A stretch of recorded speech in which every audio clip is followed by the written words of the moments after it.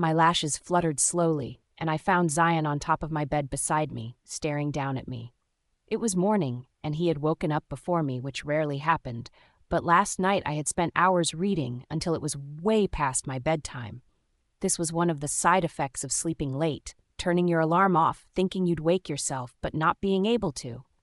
"Mommy, wake up," he said, placing his hands on my shoulder and shaking me. I'm up. I pulled myself up and sat down, my head aching a little, and I rubbed my temple to ease the pain and discomfort. "Let's get ready, Mommy," he said, and got out of bed, running out of the room. And that's how my day began. After dropping him off at school a little later than usual, I had one thing in mind: going to see Aaron. I wanted to tell him about the mysterious children's book I got at the bookstore, which spoke of his curse of power. It was weird that Aaron didn't call all morning, even though he had seen the missed calls on his phone. It was unlike him, and I didn't want to jump to conclusions. I called in a favor with Lionel to help me pick Zion up when school closes in case I would be unable to do that. He said he had a less busy day as the art gallery had promised to review his submission and get back to him, and he was now at home doing nothing. Despite the traffic on the road that led to Aaron's place, I reached it an hour later. I had little luck because Ivan told me he had left the house early to the office for an important business meeting, which would start at 8. He asked what I wanted to meet him for and if it was something he could deliver, but I smiled at him and shook my head. As noble as his offer was, he wouldn't understand what it was about. I needed to find Aaron myself and deliver my message. I had never been to the Harts company since they officially opened in the States. I didn't know the way there, but after inputting the address into my location finder, I followed the directions. I drove over to the Hart company and packed my car in the parking lot. I raced into the building, my legs taking me as fast as they could, while my hands clutched down on the books in my hand. According to Ivan's direction, Aaron's office was on the 5th floor of the building, and so I got into the elevator and pressed the 5th floor. I realized how underdressed I was as soon as I stepped into the company. I was in a pair of black jeans trousers and a white round-necked polo. My hair was in a neat ponytail, and I had no touch of makeup on my face. I didn't dress poorly, but this wasn't the place to be dressed in simple clothes. It was an office environment, and everyone wore corporate clothes. I didn't dress up for a formal meeting, and in my defense, I didn't think I would have to come to the company in search of Aaron. I had hoped to meet him at home, but luck was not on my side. Things happen, and they are beyond our control sometimes. This was one of those things, and it couldn't wait. I wished I could become invincible, which would seem better, or for the ground to open up its mouth and swallow me. I walked over to the secretary's front desk, and the woman with red hair glanced up at me with an expression so formal I felt out of place. "Good morning. I need to see Aaron Hart." "Good morning, ma'am. Mr. Hart is in a meeting. Do you have an appointment with him?" the woman with the name tag Ruth Sandler asked. I shook my head, glancing around when I noticed a few eyes on me. "I am his girlfriend, and I need to speak to him. It's kinda important." If she believed the things I just said, it didn't reflect in her expression, as she still stared at me like someone unknown. "He's in a meeting, and unless you call him, I can't guarantee you will see him, ma'am. I cannot interrupt either. That could get me fired." She simply replied, "If it's really important, perhaps you could call him and tell him." "I've tried, but either he's not with his phone or trying to ignore me. I doubt the latter was the case, though." "Can I just wait, then?" "Sure," she answered. I moved to the waiting seat at the reception and sat. An hour passed, and yet the meeting didn't end, and the second hour, and still the same thing. My stomach growled, telling me I didn't have breakfast before leaving home. Well, I didn't think I'd spend 2 hours waiting just to speak to Aaron. This opened my eyes to the man he was. A businessman that barely had time, but he always had time for me. I didn't cherish that as much as I should have. Now I will. My stomach growled for the second time, and I rose to my feet and approached the red hair seated across the table. "I need to see Aaron now," I said, having a 0 level of patience left. "Ma'am, I can't do that. I'd get in real trouble if I did," she answered, her tone remaining calm and professional. Now imagine the trouble you'd be in when your boss finds out you kept his girlfriend out here and hungry, refusing to let her see him. You will be out of a job regardless. Tell me where he is. You don't have to come along. I'll take the blame for the interruption." She sighed, not convinced by the decision I wanted her to make, but not having much choice. "The second door on your left through the right hall," she answered. "Do not get me involved in this, okay?" And I nodded and walked away. I knew the meeting was probably important, but so was this. If you ask me, this was more important because this has to do with his life. Just like she directed, I opened the second door to my left, and I saw the large meeting hall with a large table in the middle and about a dozen people seated on chairs around it, amongst whom were Damor and Ceci. There was a man in a gray suit giving an illustration on the projected screen, and it seemed to be a business meeting about output and revenue generation. No wonder it was taking forever. The eyes of the men and women seated across the table turned to me, including that of Aaron and Ceci, and I felt a chill run through me. I had disrupted the meeting, and I doubt the men seated were happy about that. Aaron rose from his seat and approached me. He didn't look so happy to see me, nor did he look angry. I understood I wouldn't feel happy if Aaron had interrupted my meeting either, but this was important.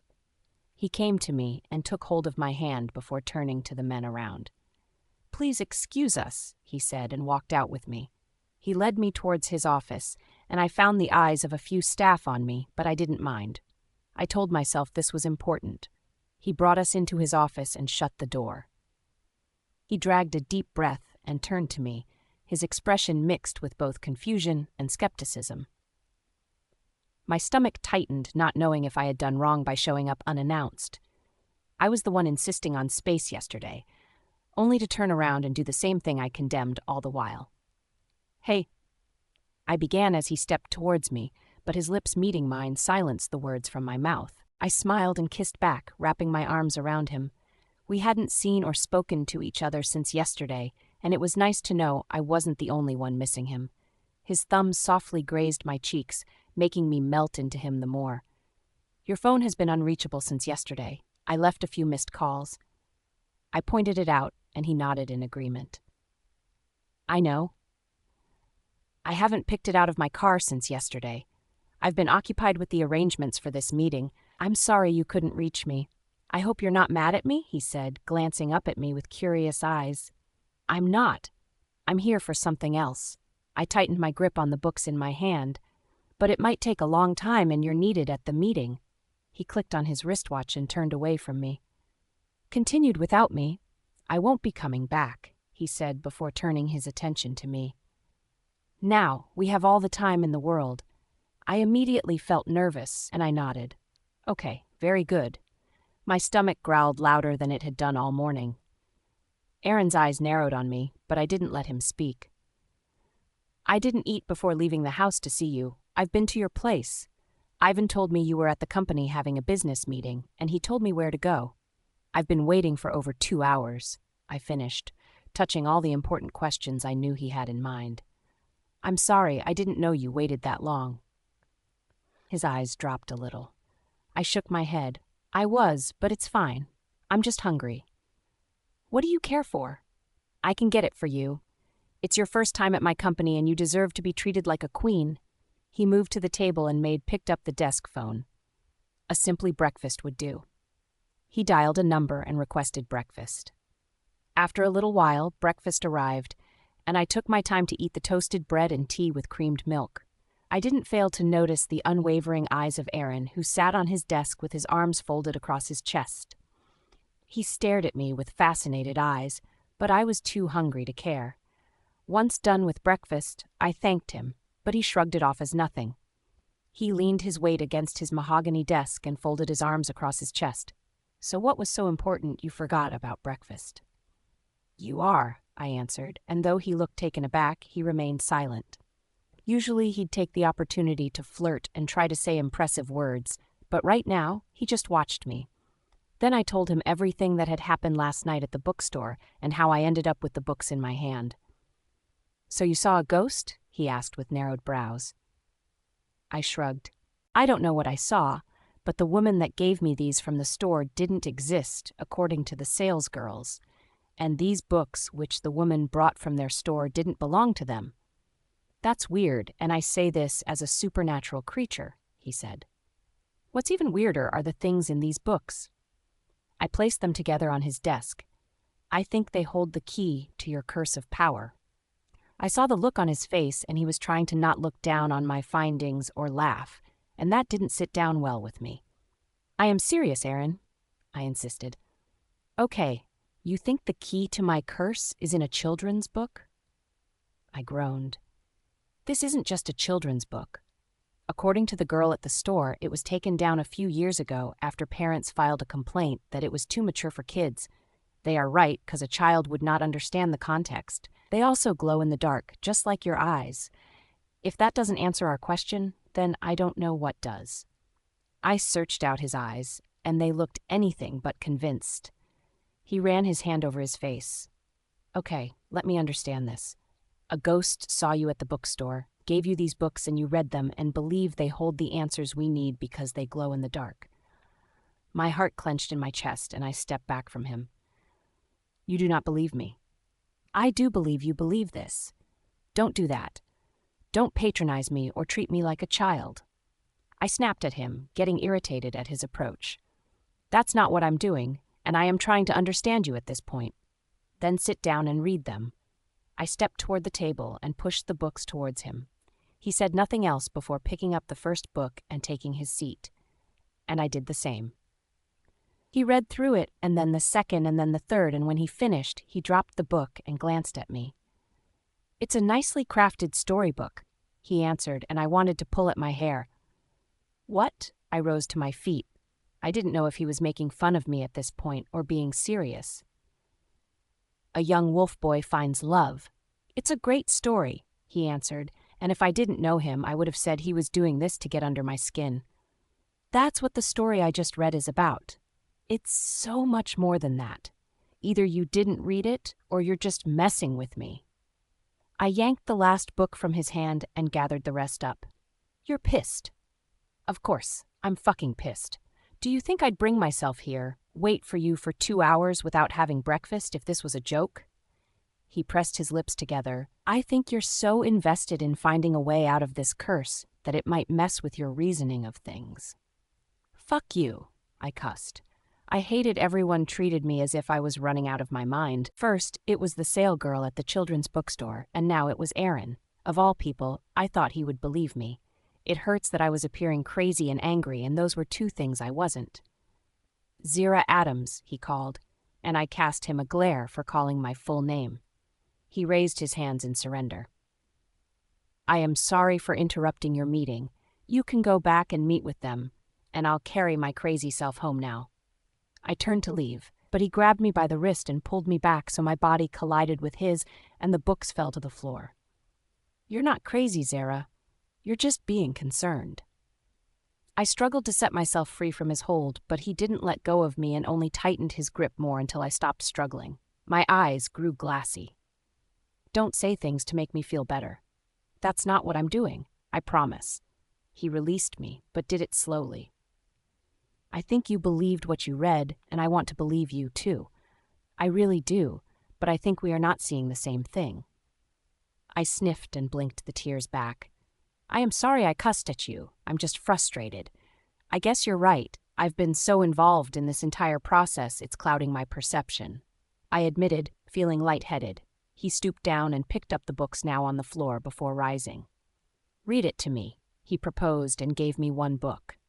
I stared at him with skeptical eyes, and he nodded. I collected the book from him. What do you mean? What you read? I want to know what it was. I bit my lips and blinked a few times before asking, You're not saying this because you believe it's what I want to hear, right? I swear on my mother's grave that I am genuinely curious about what you found out about these books. I dragged a deep breath and nodded, collecting the rest too in his hands. Okay, the first book in the sequence is Finding the One. I flipped the pages open, and Aaron once again leaned against his desk, his attention fixed on me. Young boy Ralph had wanted one thing for the longest time. His mother always told him finding the one was a beautiful thing, It was important to find the one on time, she would always say. I didn't read that, Aaron said, interrupting me. I lowered the book in my hand. I am not making it up. I groaned. I didn't say you were. I just never came across that line, he insisted, approaching me. I must have missed it. He reached for the book and read it out, and what he read was an incomplete sentence. He had skipped many words that would have given more meaning to the story. I drew closer to him, staring at the page he read and noticing he wasn't omitting the words on purpose because he read with so much ease.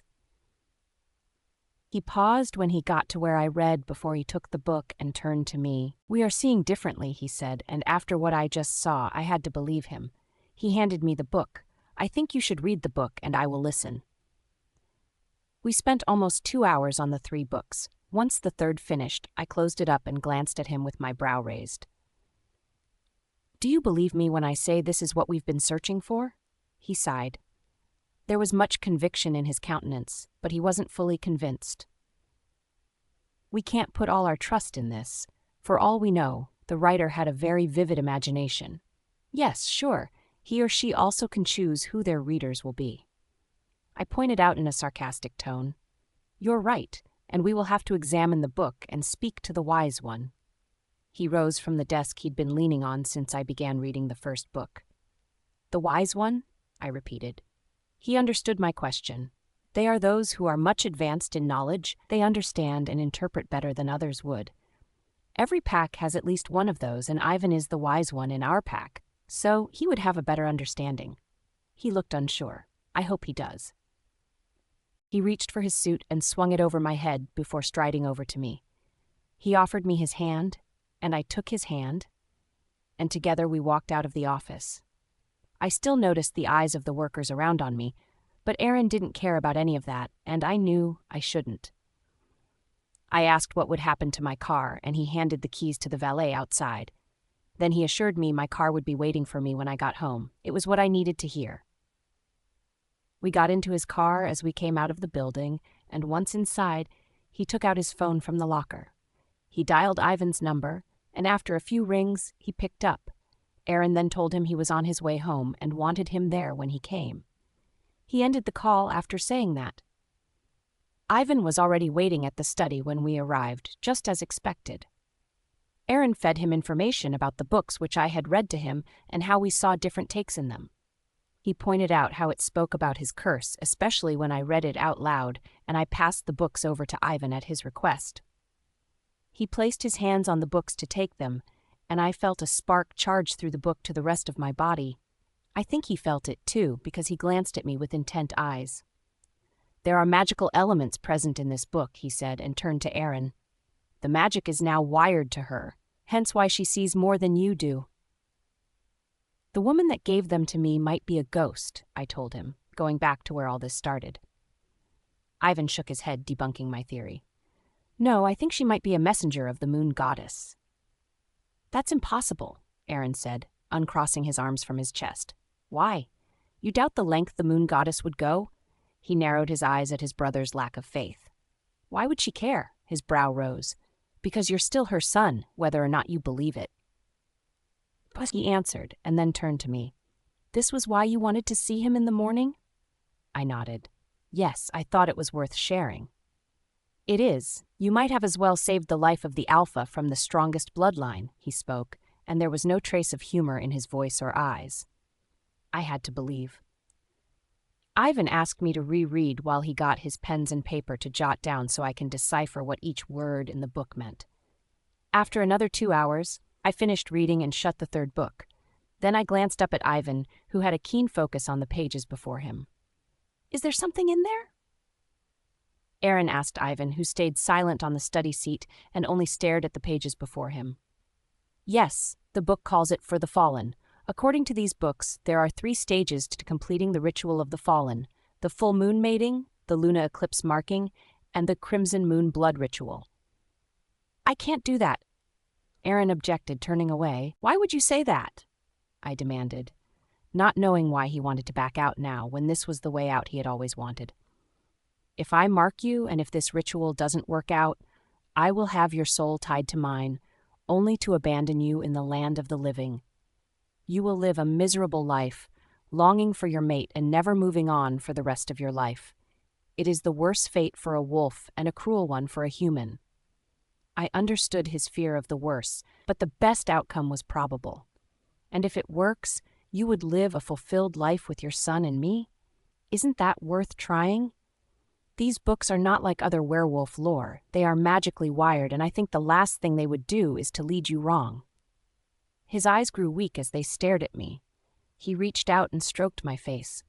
I would want you to find happiness when I leave. I don't want your soul tied to mine for any reason, and marking you will do that. You will never be happy if that happens, and I can't stand the thought of that.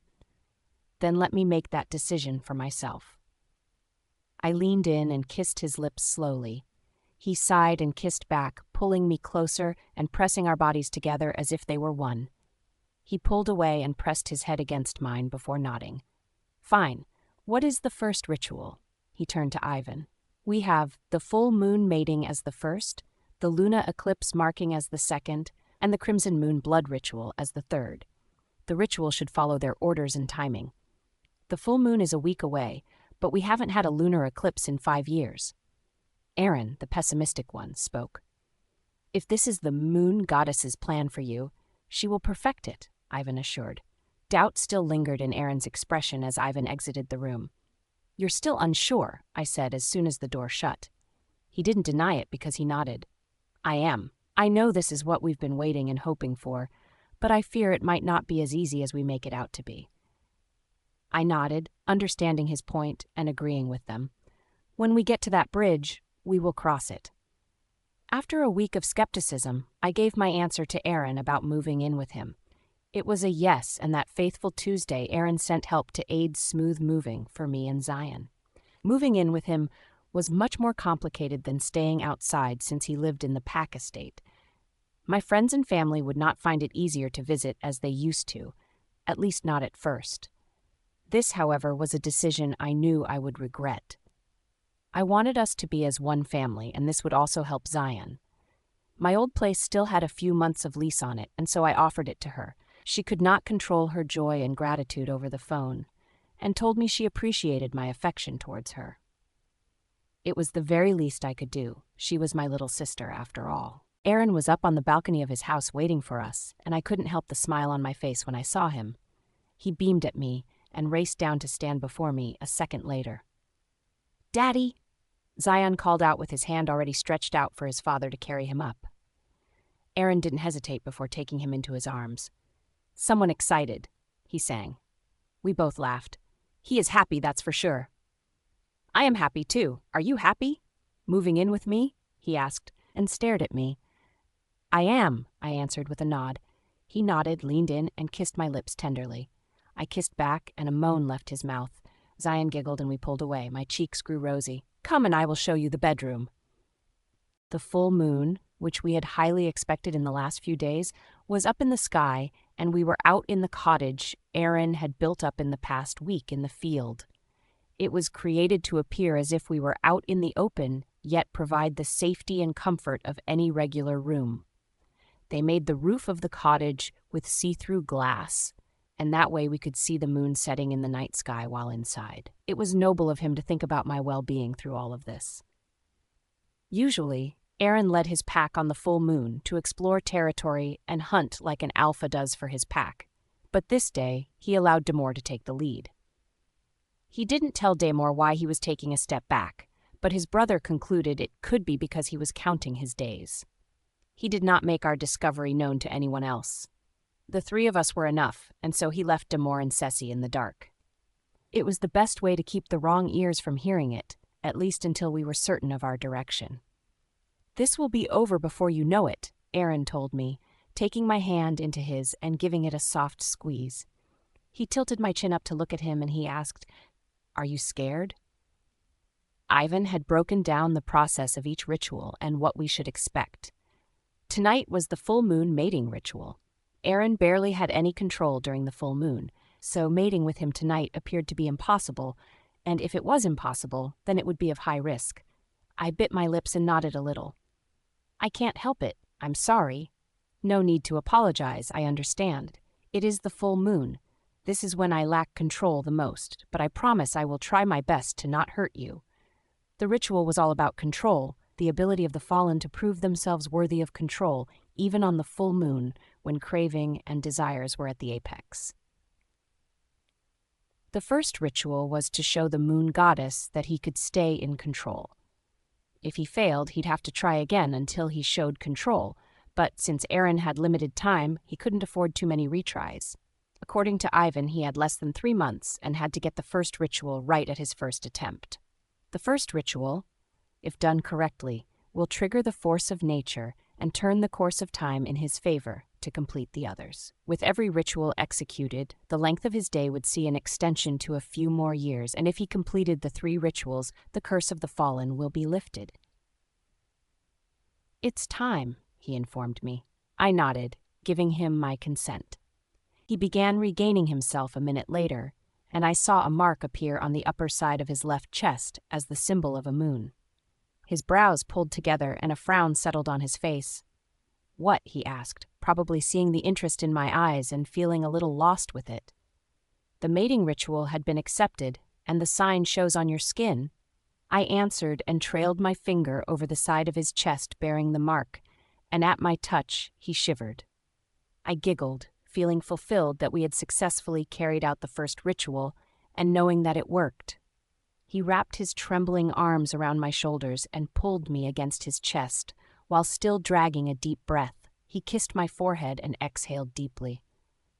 "Thank you for being stubborn. You didn't stop believing even when I thought you were crazy. I owe you so much." I angled my head to steal a glance at him. "You're welcome, and you don't owe me anything. I want you alive because I believe you deserve to live." He leaned in again and kissed my forehead. He gathered me into his arms and took us into the house. When he got to the bedroom, he laid me on the bed and kissed my lips before lying behind me and cradling me. I felt at peace, knowing I would not have to say goodbye to him soon. "There is no need to fret. You've been married for just 3 months, Dia. It's too early to declare yourself barren," I said over the phone while arranging Zion's lunchbox. The nanny offered to do it, but I told her I had it under control. I didn't want to give up backing up after my son just yet. Though I knew Aaron had hired her to do the job, it was my joy to do this. We reached an agreement. I would get his lunchbox ready on Mondays and Thursdays, and she could have the rest. Aaron didn't seem too happy about that deal, but there was little to nothing he could do to change my mind. It sounded like a good deal to her because she didn't object. She just nodded and had a big smile on her face. We've been together for over 6 years, and we were sexually active through these years, but not once did I miss my period. "Of course, I would have room for concern," she answered, and I could tell by her voice she had thought about this all night. "Have you told Greg about it?" "Yes." "What did he say?" "That a baby will come in its time, and he's right." "You're not helping, Zera. You're worrying about nothing. Wanting to be a mother while I'm still young isn't worrying about nothing." She snapped at me, her voice becoming an attacking one. "Greg doesn't understand that I need a baby." I maintained calmness. "What, you're worrying too much, and that stress might contribute to you not finding what you're looking for?" She sighed, and I could tell she was rubbing her hand over her forehead. "Do you have any pregnancy tips for me?" she asked, and I almost dropped the bottle in my hand. You know Zion's pregnancy wasn't something I planned for, right?" I demanded, my brows furrowing. "Yes, but at least you've had the experience." "I think you're high for this early morning, Dia. I will drop by after work today," I said and ended the call. "What's got you so worked up, my love?" The sleepy voice of Aaron came from the doorway of the kitchen, and I turned around to find him naked from the waist up. His hair looked messy in a sexy way, and his lips looked tempting and red, calling to me. My eyes lingered at the waistband of his gray joggers, and forbidden thoughts raced through my head. Why didn't I ride this man when I got home last night? "You were too tired." I've noticed that since the mark appeared on his chest weeks ago, he's been rather shirtless or worn clothes that hinted and flaunted his body there. This was me thinking too much, and it wasn't a good thing. I liked what I saw, and I wish I didn't have work waiting for me. "It's Dia," I answered and dragged my eyes up to meet the smirk on his gorgeous face. "What about Dia?" He sounded so curious I spoke. She wants to have her own child as quickly as possible. Miss Carter is still young, she has no reason to worry. She'll have hers when the time is right. Somehow this was what I said to her, but Daya had been one to listen to only the things she wants to hear, and that line wasn't what she wanted to hear. I couldn't fault her. This was what she wanted, and she has always been passionate about what she wanted. She asked how I did it with Zion.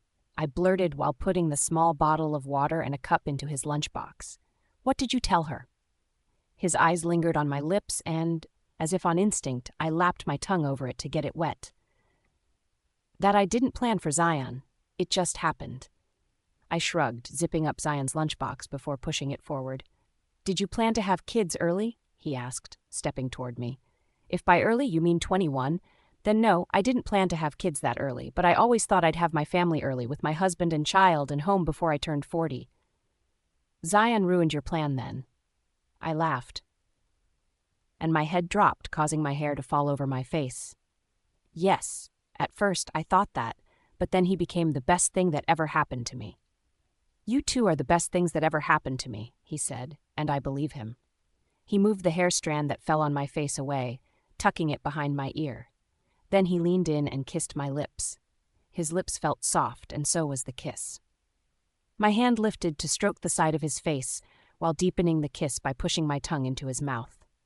He took the cue for my want and straddled his hand down my lap, and then lifted my gown to sing his hot hands over my skin. I gasped into the kiss when I felt his finger push my panties to the side and sank 2 long fingers into me. I'm going to lat-e? I stuttered, too affected to utter composed sentences. He kissed the side of my mouth. Not if I don't waste time, he mumbled, and seized my lips between his for a devouring kiss while thrusting and rubbing my swollen clit. He reaped the response as my arousal covered his hands, telling him how much I wanted this. Wanted him. Mommy, I am almost done with my food, Zion called out, and I pulled away from the kiss, terrified that Zion could walk in any moment from now and find me in an awkward position with his father. I wouldn't be able to explain. I tried to pull away, but Aaron didn't release his hold on me, nor did he stop doing his work with his fingers. I glanced up at him with a questioning look on my face. You're almost there, he said, pushing his fingers deeper, and a moan slipped out of my mouth. He's going to walk in any minute from now, I panted, my hand on his shoulder tightening to give me balance as my legs were already giving up on me. Tell him you will be out in a minute. He leaned in and kissed my neck, adding to the reactions my body was giving and building up the release I knew wasn't so far away. I'll be out in a minute, I yelled and turned to Aaron, who had a commending look on his face. He kissed my lips hard and thrust his fingers into me at a fast pace, twisting and coiling his digit to drive them in at different angles. My eyes rolled to the back, and I slung to him while kissing his lips like I was running out of time. I was close, and he knew because he pulled away and stared into my eyes. Come for me, he commanded, and like his obedient little girl, I came, wanting to scream, but knowing that, unlike the bedroom, the kitchen wasn't soundproof. He pulled out and took his fingers into his mouth, sucking them clean before swallowing.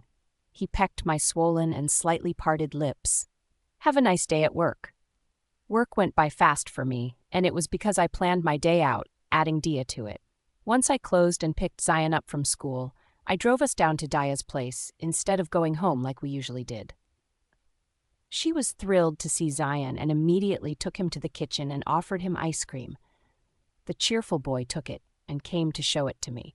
His way of asking if he could take it. Of course, he could take it. Dia would kill me if I said he couldn't. Dia asked what I wanted, though I replied with nothing. She rolled her eyes and went into the kitchen to make me a quick snack. Greg and I will visit the doctor later this week to run a few tests. She started towards the long stand before the red marble counter at the center of her kitchen. You're putting yourself and Greg under a lot of pressure, I told her after following her into the kitchen. I have accomplished so much in my life, Zera, a PhD and a job that pays over 6 figures annually, which is what I've always wanted, but I also wanted to be a mother, and I feel like I have failed. I saw how much this affected her, and I didn't want to be that friend that would argue just to get that point across.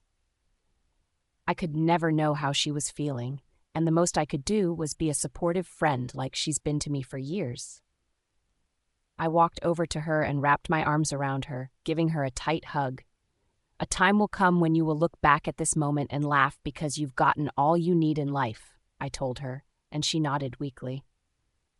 I pulled away and found Greg at the door, staring at both of us with an emotional face. "Hey, Greg." I greeted him and stepped back to let Daya do her thing with the pot on the cooker. He smiled at me, his brown eyes warm. "Hey, Zera, you came to visit." "I had to. It's long overdue," I answered, and even if Dia wasn't feeling down, I still would have visited. Dia and Greg moved into this house over 3 months ago, a month after getting married, and so far I had visited only once. I'd kicked myself many times for not being such a good friend when it came down to visits. But Dia always understood, maybe even more than I wanted her to. He walked over to his wife and wrapped his arms around her to give her a comforting hug. Leaning down, he kissed her forehead and rubbed her shoulders tenderly. I applied for the break. "It should be granted tomorrow," he told her, and she glanced up at him. This had to be because she wanted them to see the doctor, and they couldn't do that if they both had work. "Thank you," she mumbled, placing her head on his chest, and he nodded, stroking her face. "Anything for you, my love." "Thank you so much for visiting," Dia said as she escorted us to my car. "No need to thank me, I should do more. This is enough. You have a life," she told me with an understanding tone. We got to the car, and while Zion opened the door and got in, I turned to her. "I pray all goes well for you. I want you happy and with your baby." I pulled her in for a quick hug. She waved us off, and I looked forward to visiting again. Driving home took 45 minutes. I did the mental calculation of my time. Including traffic jams would make it an hour and 30 minutes before reaching the house. "Mommy, sleep," Zion yelled, and I glanced back to see his weary eyes. I strapped him into the back seat and made sure it was comfortable. That way he could easily do that without stressing himself if he wanted to sleep. "Okay, Zion?" I beamed at him, and I knew he'd be asleep in no time. After 30 minutes of driving, the empty fuel tank icon popped up on the front screen, and I took the turn to the next fuel station I came across. I got down and fueled my truck before moving into the station to pay for it. Doing that took 3 minutes, but since Zion was already asleep, I did not worry. I thanked the attendant at the station store before returning to my car. I slowed down on my steps as I saw a figure lurking around my car. I calmed my raging mind and its many questions and approached my car. The closer I got, the more defined the figure became, and I realized it was a woman. With her face turned away, I couldn't make out anything but her curly brunette hair. I couldn't let my guards down because my son was sleeping in the car, which this strange woman was lurking around. I hurried over to my car and spoke when I got to it. "Can I help you?" She turned around and her eyes met mine. Green eyes, flawless skin, high cheekbone, and defined jawline. She looked familiar, but I couldn't place her looks not until she spoke. "I don't think so. I am Nicole Kent, Luna of the New Age Pack." With her introduction, I realized who she was. She was once Aaron's mate, the one he told me had lied to him just to ruin his life and haste the demise which came along with his inevitable fate. My guards suddenly shut up to a very high degree. If this woman was everything Aaron said she was, she could cause chaos just for the sake of causing it. She would want to hurt Aaron, and what better way of doing that than harming Zion and me? Why was she back here? According to Aaron, he ended things with her and banished her from his pack, never to return. They were over and had nothing in common anymore, but it seemed she was back now. She stretched her hand out for a shake, but I didn't take it. I just stared at her. She withdrew her hand and flashed a smile that didn't reach her eyes. "I guess you've heard about me," she spoke, her voice coming out sweet and harmless. "If only that were true, what do you want?" I demanded, not wanting to bite around the bush. "I don't know what Aaron told you, but I am not the villain here. I never said you were. I just don't appreciate you lurking around my car when you know damn well you're a stranger." I spoke with cation despite being angry. "Yes, I am a stranger, but I am also the closest friend you need right now." Aaron Hart isn't who you think he is, she answered. And I am supposed to believe a word you say? For all I know, you're the bad one. If I was this monster he has made me out to be, I would have moved to snuff the life out of your son. She turned to look at Zion, who was still fast asleep, and my heart doubled a beat at her words, knowing danger was closer than ever.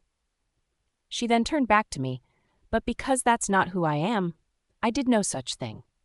Stay away from me and my son. I walked away from her to the driver's seat, and I pulled the door open. Say hello to Aaron for me, then.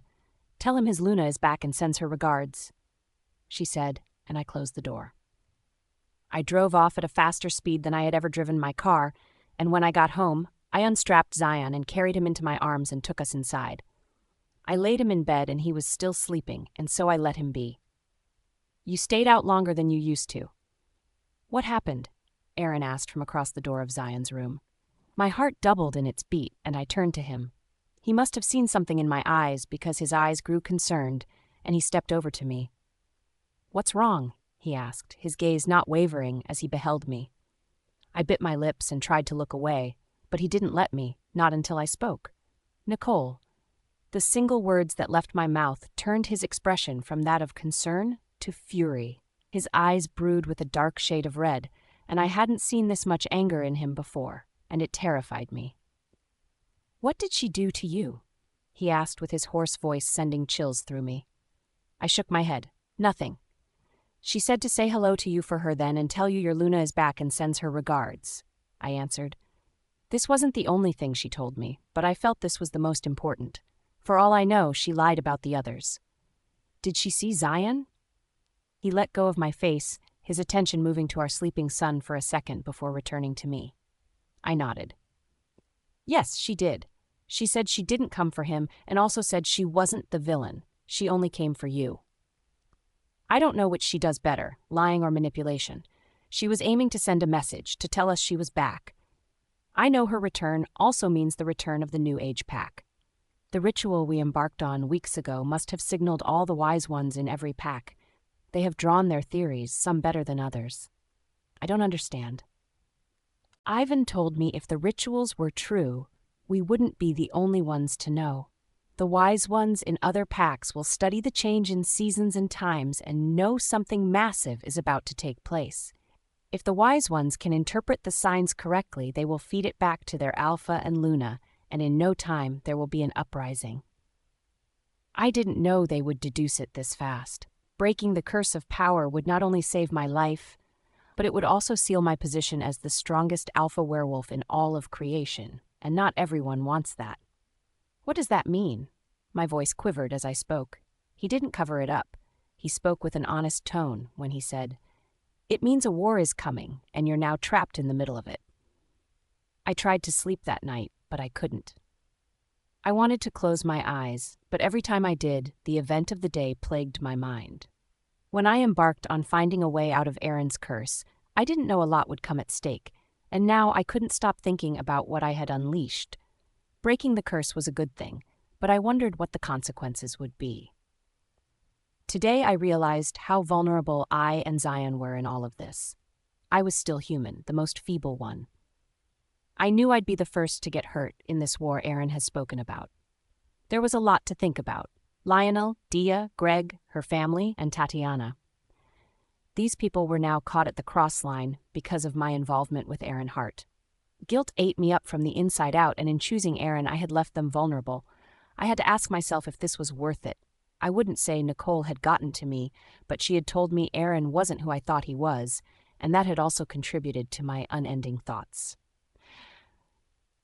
I wanted to live a normal and quiet life, but normal wasn't for me anymore. The bedroom door slowly cracked open, and I saw Aaron standing beside it. He had stepped out earlier, saying something about the study, but I was too lost in thought to hear what he said then. You're not yet asleep. I sighed and shook my head. I am not. I can't sleep. He shut the door and strode towards the bed. He took his seat when he was beside me and took my hands into his for a squeeze. I'm sorry.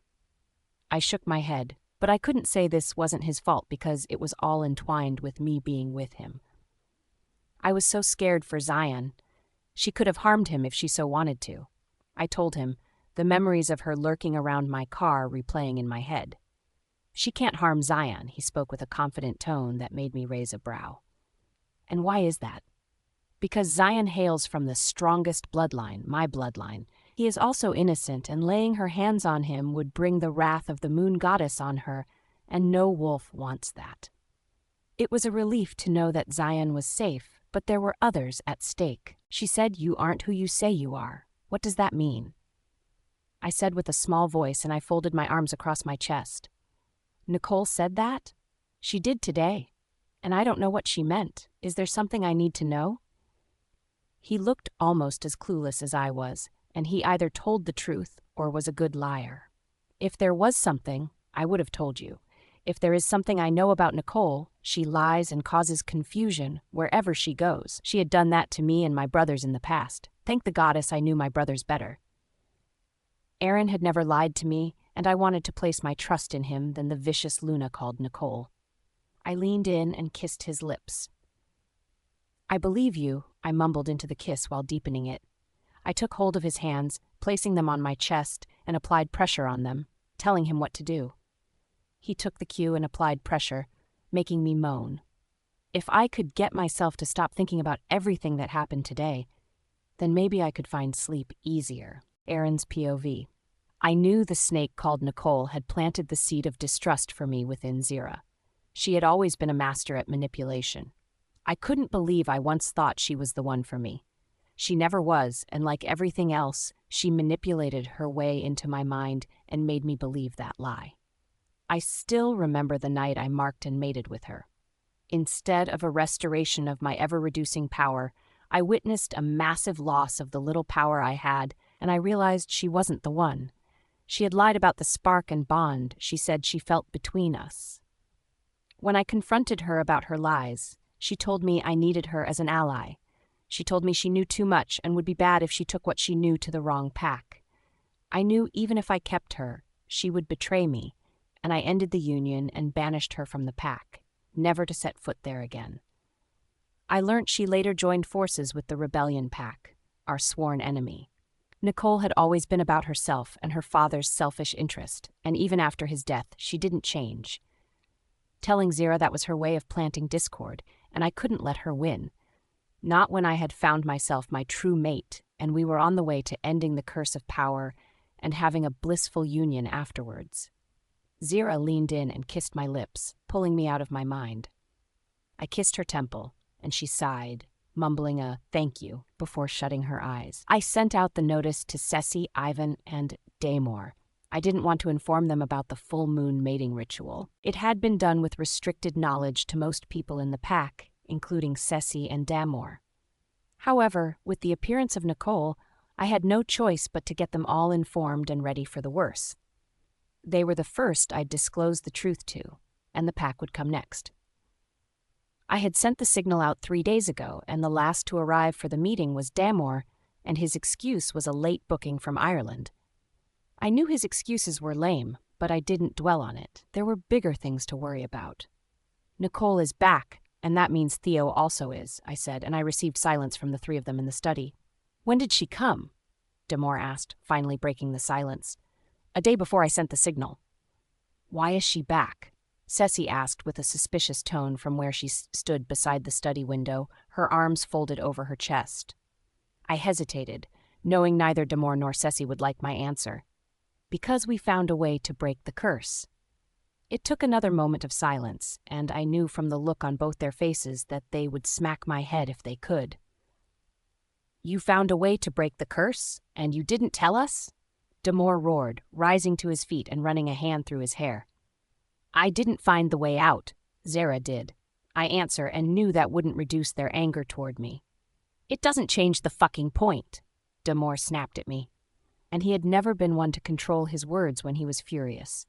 You cut all of us out of the most important news for the Harts. I didn't cut all of you out, I said, and their eyes followed mine and landed on Ivan, who has been silent since the meeting started. You knew?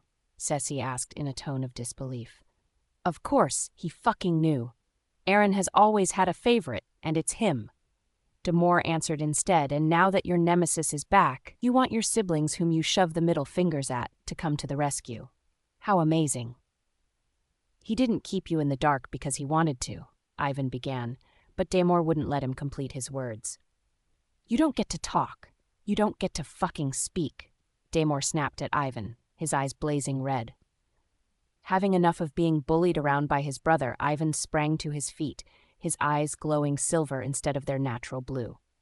You will shut up and listen. The only reason I know about the way out isn't because I'm his favorite asshat. It's because I'm the wise one in this pack. But your brain has never had control over your words, so I'm not surprised. There was no guarantee what we found was the way out, and until 4 weeks ago, Aaron had massive skepticism. He only found out after the ritual was completed. Why didn't he tell us afterwards? It's been 4 fucking weeks. Because I was tired of giving you all hope, only to have it dashed to the ground. I saw the look on your faces when I was in search of a mate many years ago. I saw how devastating it was for us all. After the way out proved true, I was going to do it, and only reveal when it was done. Damore stepped up toward me. You're just saying what you think we want to hear. You know what I have to say? Fuck you, he spat in my face. My hand shot out and grabbed him by his neck. I slammed his back into the study wall in a blink, making the room shake. Ceci and Ivan stood at alert, but none tried to step in. The problem with you is you never take the time for proper comprehension. You talk more than you listen, and that would be your downfall, Damore Hart. I growled. He tried to pry my hand from his neck, but I tightened it the more. I might still get weaker by the day, but believe me, there's enough strength to leave you numb and defenseless. I get you are furious, but that doesn't give you the right to turn into a grown brat. I unwrapped my hand from his throat, and it left a mark that faded within seconds. Damore glared at me. I've been in Ireland in the last 3 weeks, digging through the records of the ancient to find answers, when all the while you had the answer. I am sorry for leaving you two in the dark, but if I could go back, I'd still choose to do things the way I did them before. And you might use that as a reason to turn your back on us now, but if you do that and they destroy this family, no, you will never be safe. So you can help a brother you despise, or you can spend the rest of your existence on the run. We all know how the Rebellion Pack and the New Age Pack can be. You're asking us to pick the lesser evil? Yes. We both know the only thing that kept them down for years was the truth that I remained the strongest alpha in existence, and they stayed silent these past 6 years waiting for my demise. They now know I have a son and would not leave to the life beyond as they expected, so they would do whatever they can to stop me from breaking this curse. You're no better than them, and it gives me no pleasure to say this, he said. And I am sorry for making you feel this way. I'm asking you to pick your own. I want to know if there's anything else you're hiding from us, Ceci demanded, and my attention moved to her. There's nothing. I say this before the moon goddess and all beautiful things created. Then you have my support through this, she said, stretching her hand out for a friendly shake, and I took it. You always have my support. Ivan nodded a little. With the 2 support gotten, we all waited for Damore. I still think you're a piece of shit, but you have my support. I could work with that. I nodded at him, showing my appreciation. I'd like to clarify that I have no favorite amongst you all, never have and never will. Ceci rolled her eyes. Everyone here knows you love me more. I laughed. She had a place in my heart as the youngest of the 2, but I'd pick no one over the other when it came to love and care. With the truth out of the way, I moved to tell them about the ritual that is already done and the ones to come. And after the ritual was complete, I got this mark, I said, and pulled my shirt to the corner to reveal the full moon engraved on my chest. So the next full moon would be a lunar eclipse? Ceci asked with her brow raised. I nodded, and I knew what her next question was. Does she know you'd be in your wolf's form for the ritual? She's read it a few times, but I didn't think she understood the full concept of it. Trusting me was one thing. Trusting me when I was in my wolf's form was another. She had seen me a few times in my wolf form, but it wasn't a form she was used to. I didn't know if Zera was ready, but I had to make her understand what it was all about. I haven't disclosed that information yet. You will have to, and let her come into the realization and acceptance of that, Ivan said. I sighed and rubbed my hand over my face. I knew all that, and I knew what it meant. We concluded by choosing to wait and watch what the move of Theo and Nicole would be. We were uncertain they were working alone. For all we knew, they had rallied other packs behind them, and we had to choose our battles wisely. Ivan's interpretation of the first ritual had brought about the success of it, but the second one, which he had interpreted, felt impossible. According to his interpretation, the marking would take place when the lunar eclipse was at its apex. For the lunar eclipse to be at its apex, I had to be in my wolf form. The lunar eclipse had a different effect on werewolves as compared to the other full moon shifts. On the lunar eclipse, our wolves would have complete control over their form with minds of their own to do what they liked. I would be in my wolf's form, where I would have little to no control, unless Ron, my wolf, would give me control, which never happens when he takes over. I could do nothing. Ron had always had a mind of his own. 3 years ago, when he last took over control, was a disaster. He attacked and terrified the entire pack, and he didn't stop until Ivan forced him out of the lights. I haven't given him control since then. Knowing that Ron would be in control had stayed on my mind since we did the first ritual 2 months ago. With the wolf in control, I would not guarantee what he would do once he takes over. He could turn aggressive and vicious or calm, but knowing I had kept him shut up these past years, I didn't know if he would be so calm. Ceci insisted I explain the reality to Zera, which I did, and when she asked what the probability of her getting hurt was, I told her it was high. Zera coming around for the second ritual wasn't as easy as it seemed. She was terrified, and I was scared as well. My wolf, Ron, was a ruthless side of me. He was bloodthirsty and would attack every and anyone in his way. I never let him come onto the surface, and even when in my wolf form, I have always retained control. I remembered how terrified Zera was 4 weeks ago when I told her about the fate of the lunar eclipse. I needed Ron calm for Zera's sake, so he could mark the way he should. Doing it right was important. There were many risks attached to being marked wrongly. Some included bleeding, falling graciously ill, or worse, death. I hid none of the risks when I told Zera the truth, and it terrified her, as it should. I was also terrified. I didn't want to lose Zera, but this was what we had to do. She was to trust Ron, whom I didn't trust tonight, and though she told me she had come to an acceptance of the fact, I could see how terrified she was.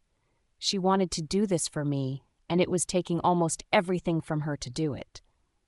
Ron had to create a bond with her so he wouldn't become aggressive towards her at the lunar eclipse.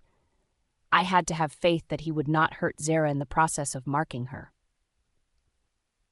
Zera hasn't spoken about it since I told her many weeks ago, and I knew she had thought about it over and over as well. "It's time," Zera said from the window where she stood staring at the night cloud. I didn't need to look to know. I could feel my wolf raging inside me, wanting to come to the surface and dominate as usual. "I know," I said and strode towards her. She turned when I was near enough, and I beheld her face one last time.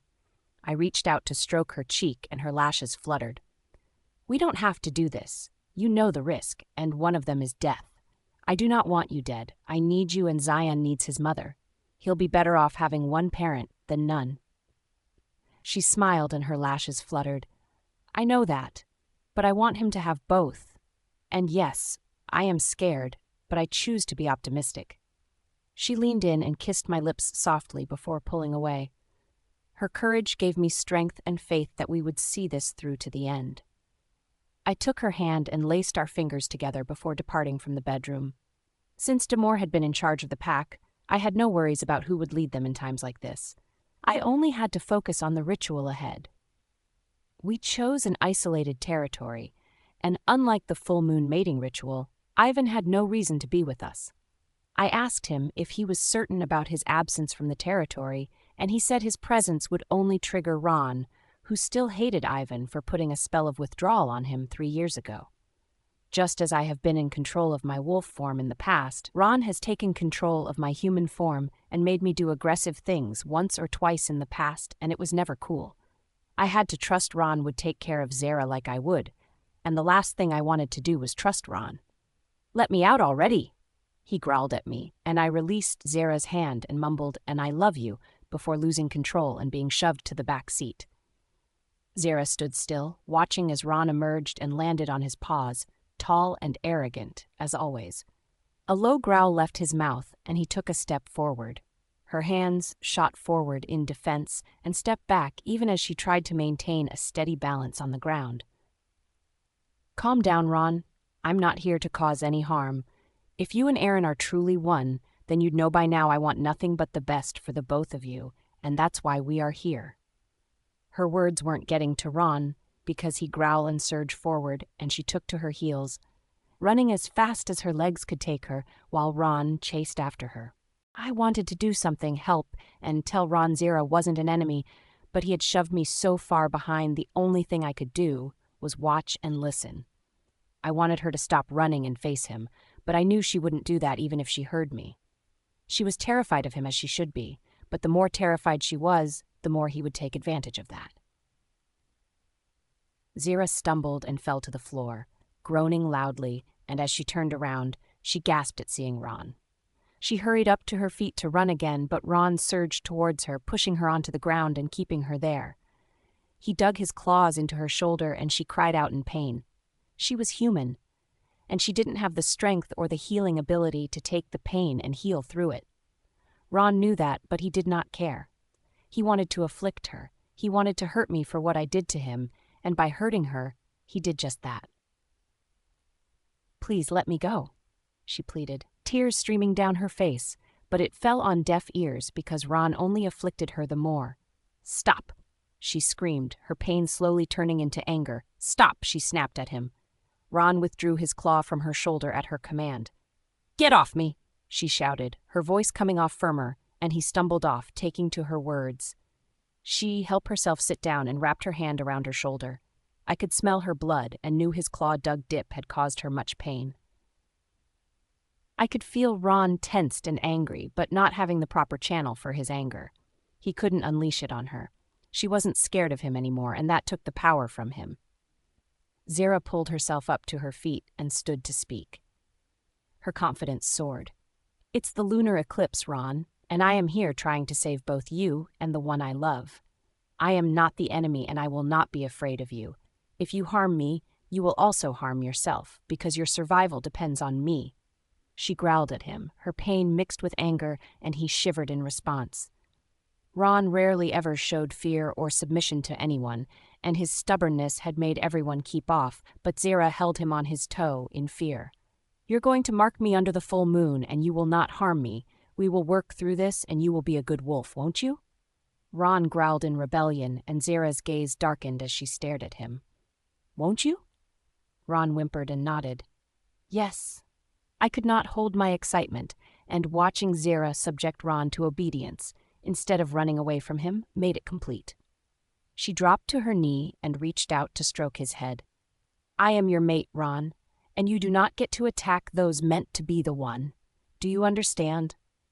When he nodded, she continued, "There is a ritual, and if you're a part of Aaron like I know you are, you already know what you need to do.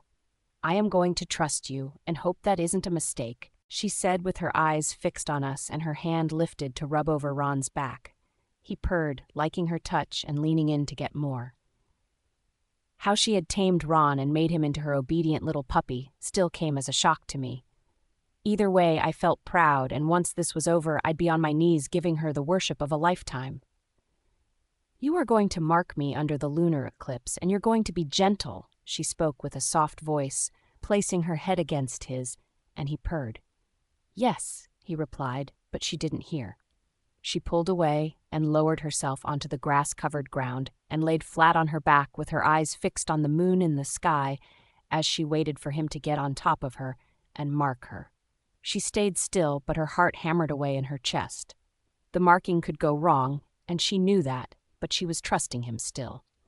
The moonlight flickered on her face, making it glow radiantly, and I felt a stir within. I immediately knew Ron wanted more than to mark her. He wanted to take her as well. He had seen what I always saw and could no longer hold back. He had lurked around many times when I had claimed Zera, and I knew he'd grown fond of her, and now his desires were ruling him. Zera couldn't read his reaction and know what he wanted, and even if she did, there was no guarantee she would want what he wanted. He stood unmoved as he watched her, and after a few seconds, Zera helped herself onto her elbow to stare at him. He stepped towards her and licked her face with his tongue a few times before moving his face down her neck. Zera shivered at his touch, and I couldn't tell if she was afraid or affected by Ron's closeness. He rubbed his nose against her neck a few times, and she moaned out, tilting her neck to give him much access to her. Her act was fueling his need, but he knew he couldn't take her. Not like this. He needed to focus, and she wasn't helping. She raised her head and her eyes locked in his, and I saw her desire, but I couldn't tell whether it was for him or me. Ron withdrew, and I emerged on the surface, which had never happened in the history of the lunar shift. The werewolf form had always maintained dominance throughout the shift for all werewolves, but now Ron had changed the game. I could still mark Zera in my human form, and the ritual would still stand. Ron knew that too, and chose to let me. He had never been selfless. He was the most selfish of all wolves. He had always taken every opportunity he saw to seize control, but he just gave it up because of how much Zera affected him. I don't understand. Zera stuttered, shaking her head as I transformed back to my human form before her eyes. She didn't, but I did. To mark you, he'd have to take you, and as much as he wanted you, he knew you wanted me. He must have also figured out how impossible it would be to mark her without hurting her.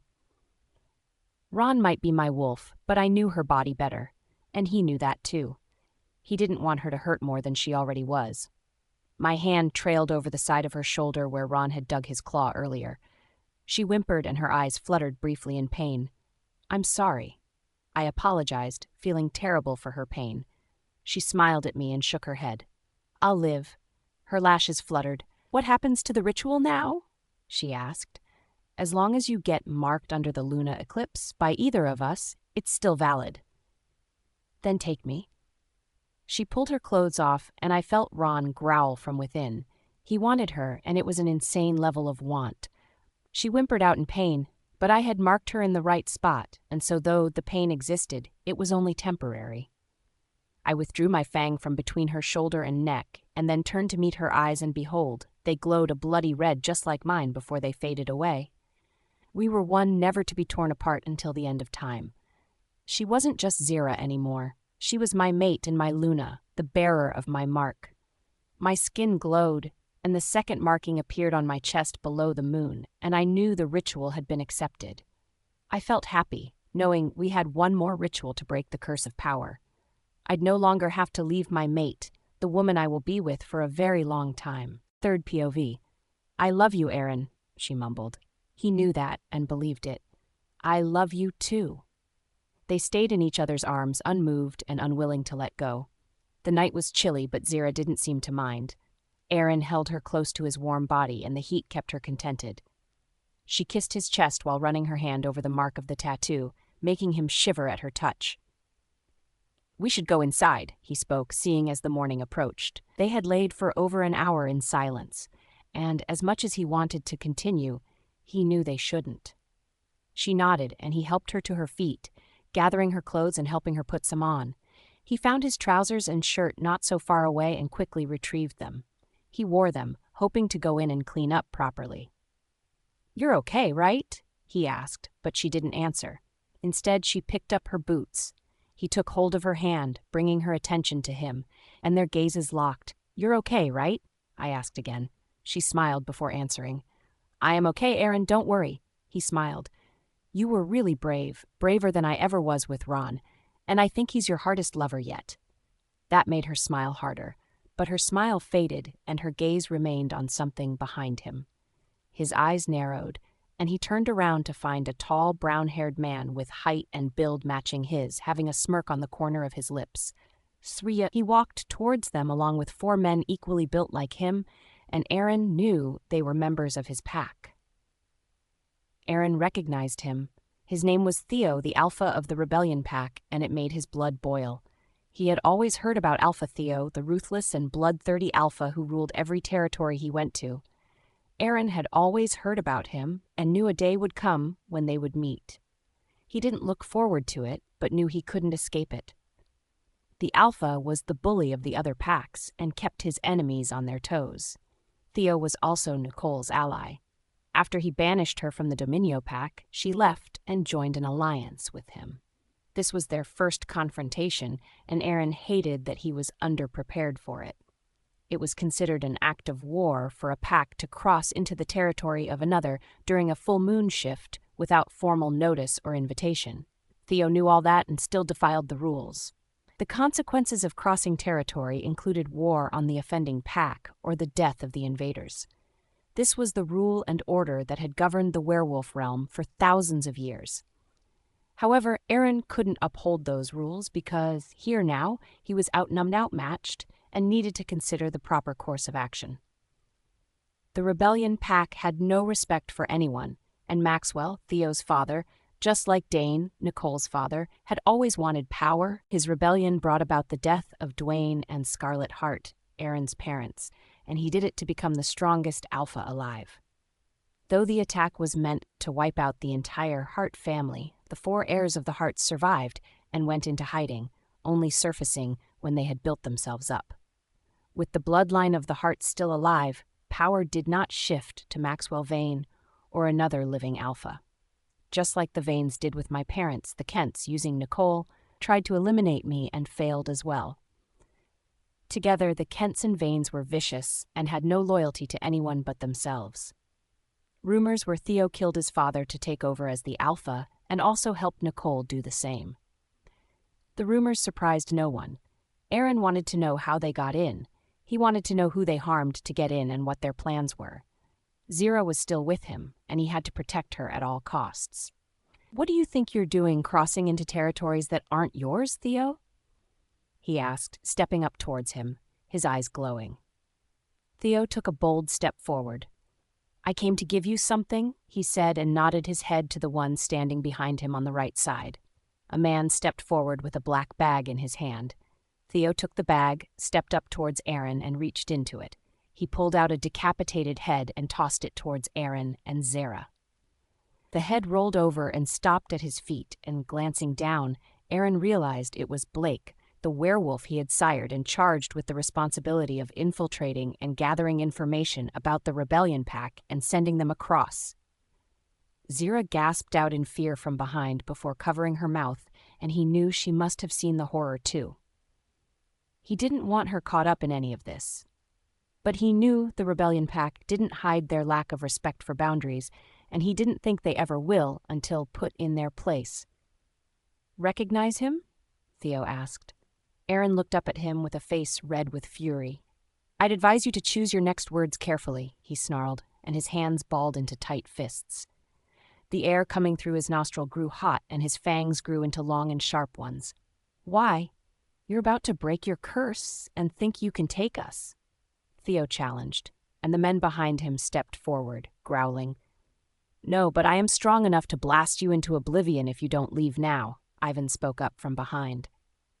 Aaron turned and found him in a long white robe. He had 3 white stripes on his face, 1 on his forehead and 2 under his eyes. His hands were stretched out, ready to blast his magic, and with every step he took, he did with much confidence. Theo growled loudly, not loving that he didn't have the upper hand in this confrontation as he thought he would. He turned his back, and the 6 other men he came with followed. Aaron turned around and wrapped his arms protectively around Zera, who trembled beside him in fear. He wanted to assure her everything was okay, but even he wasn't so sure. These men had entered the pack estate with much ease. He wondered how they got in and what other access they had. Without protection, they were as vulnerable as ever, open to attack, and that was the last thing they could afford. End of Part 5.